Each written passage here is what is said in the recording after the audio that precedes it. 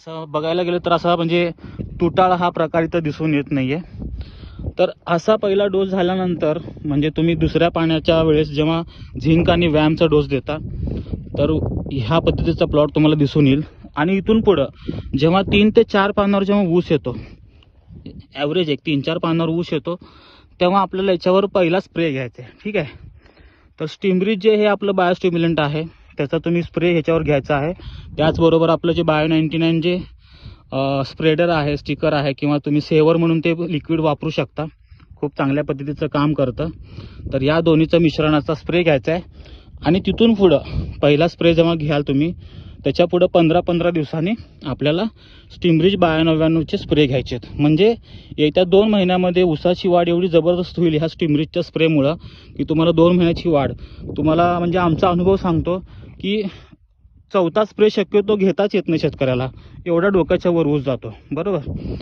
तर या स्प्रेच्या माध्यमातून तुमचा फायदा काय होईल तर फुटव्यांची संख्या वाढेल, पानाचा आकार मोठा होईल, पानाची काळोखी जी म्हणतो आपण कॅनोपी ती तुम्हाला खूप जबरदस्त बघायला मिळेल. तर हा 4 स्प्रेचा मी तुम्हाला शेड्यूल सांगितलं. आणि पाण्यावाटे जे ड्रीप वाटे असतील किंवा दंडावाटे तुम्हाला औषध सोडायचे असतील, ड्रेंचिंग हा प्रकार आपल्याला KSB PSB साठी करायचा आहे. तर आपल्याकडे जे NPK म्हणजे नायट्रोजन फॉस्फरस पोटॅशियमचे जे आपल्याकडे बॅक्टेरिया बेस्ड जे लिक्विड आहे, थोडक्यात आपण त्याला KSB PSB म्हणतो, तर तो आपल्याला पाण्यावाटे सोडायचा आहे. ठीक आहे. तर त्याच्याबरोबर NPK आणि शेत म्हणून जे आपल्याकडे जे प्रोडक्ट आहे SHET म्हणजे सॉईल हेल्थ एन्हान्समेंट टेक्नॉलॉजी, तर त्याचं मिश्रण आणि झिंक आणि व्यायाम, झिंकचे पण बॅक्टेरिया आपल्याकडे, असे 5 प्रकारचे लिक्विड मिक्स करायचे आहेत. NPK, झिंक, व्यायाम आणि शेत.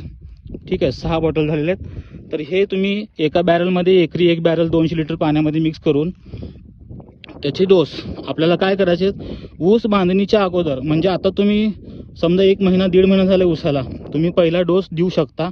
आणि 1 डोस दिल्यानंतर त्याच्या पुढे महिन्याच्या अंतराने 25 दिवस ते 30 दिवसाच्या अंतराने असे 4 डोस तुम्हाला ड्रेंचिंगचे करायचे आहेत. ड्रीप असेल तर उत्तम आहे, नसेल तर पाटावाटे तुम्ही जिथं तुम्ही टी असतो, दंड जिथं ओपनिंग असते तिथं बॅरल ठेवून त्याच्यामध्ये पाण्यामध्ये मिक्स करून ते डोस तुम्हाला द्यायचा आहे.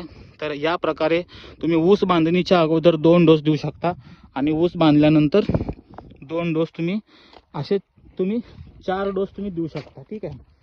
तर तुम्हाला थोडक्यात जी काही प्रोसेस आहे तुम्हाला समजली असेल, मी असं गृहीत धरतो. जरी तुम्हाला समजली नसेल तर तुम्ही मला पर्सनली माझ्या व्हॉट्सअप नंबरला किंवा मला कॉल करू शकता. तुम्हाला व्यवस्थित